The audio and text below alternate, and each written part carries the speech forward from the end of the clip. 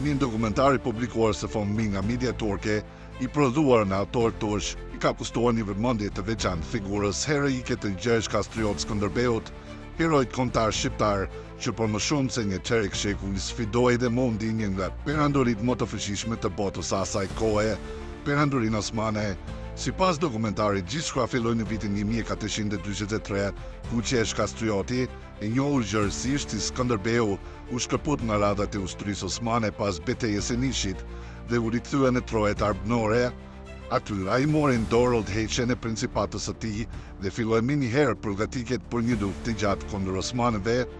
Në këtë periudhë historike vendimtare, Skënderbeu shfaqi një vizion të qartë për çliриmin e tokave shqiptare nga zgjedhja osmane në përmbrojtjen e kryeqytetit në Ballkan.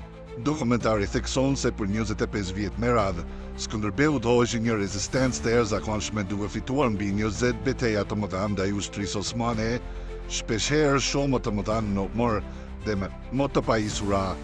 Pavarësisht mungesës së një shteti të bashkuar dhe të organizuar, në udhëheqjen e tij u krijua një koalicion princëror shqiptar, i njohur si Lidhja e Lezhës, e cila qëndroi e pathyeshme për më shumë se 2 dekada. Në dokumentar trajtohet me vëmendje dhe fakti që vetë Sultan Mehmeti II, i njohur si Fatihu, poshtuesi i Konstantinopolës, nuk arriti ta mposhte Skënderbeun, pavarësisht se kishte një ushtri të shumëfisht më të madhe dhe përvojë të jashtëzakonshme ushtarake. Më tej, dokumentari përshkruan Skënderbeun si lemarin e osmanëve, një strateg të pamposhtur që u kthye në maktin më të madh të perandorisë osmane në Ballkan. Ky dokumentar tregon një ndryshim të qasjes së çarqeve të caktuara historike turke, të cilat duket se po rishikojnë me objektivitet figurën e Skënderbeut. Ai nuk shihet më thjesht si një kundërshtar i osmanëve, por si një figurë geniale e historisë ushtarake botërore, e cila ka fituar respektin edhe të kundërshtarëve të vet.